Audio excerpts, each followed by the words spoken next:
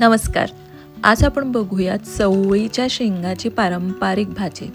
तर इथे आपण पावशर चवळी घेतली आहे. चवळी बनवायची ना महाराष्ट्रात सगळीकडे अशी वेगळी पद्धत आहे. तुम्ही कोकणाकडे गेला तर तिथे ओलं खोबरं आणि गूळ हमखास वापरलं जातं ह्या भाजीत. तिथेच पश्चिम महाराष्ट्रात गेलो आपण तर लसूण मिरचीची फोडणी, लाल तिखट असं वापरलं जातं. तर चला आपण इथे घेऊया पावशरभर चवळीची शेंग. त्याची देठं जी आहेत ती दोन्ही बाजूनी छान अशी कापून घ्यायची आणि बारीक 1-1 इंचाचे तुकडे करून घ्यायचेत.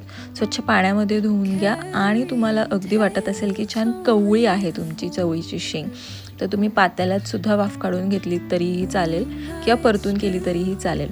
मला इथे घाई आहे म्हणून मी कुकरमध्ये हळद, मीठ आणि अगदी थोडंसं पाणी घालून 1 शिट्टी काढून तिला वाफवून घेतली आहे. आता एका कढईमध्ये तेल घेऊन छान फोडणी देऊया.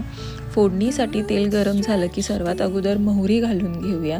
मोहरी तडतडली की आपण जिरे घालून घेऊया, हिंग, कढीपत्ता.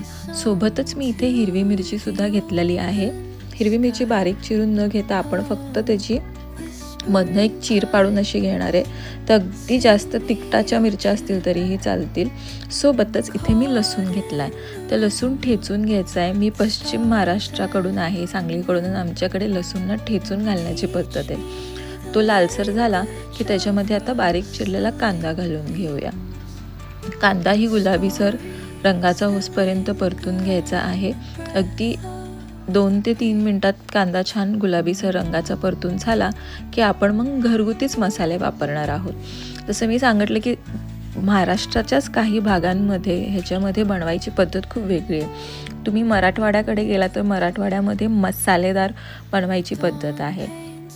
त्यासोबतच विदर्भात पण खूपच जास्त तिखट बनवायची, झणझणीत बनवायची अशी खूप तिथे पद्धत आहे. तर इवन आंबटसर चव येण्यासाठी मराठवाड्यामध्ये टमाटरसुद्धा घातलं जातं. तर आता इथे आपण फक्त हळद आणि लाल तिखटच घालून घ्यायची आहे आणि वाफवलेले शेंगा जे आहेत त्या घालून आता परतून घेऊया. अगदी वाफवून झालेले आहेत म्हणून परत झाकण ठेवून वाफ काढायची गरज नाही आहे. 2 ते 3 मिनटं छान परतून घेऊया. मसाल्यामध्ये छान मुरवून घेऊया भाजी.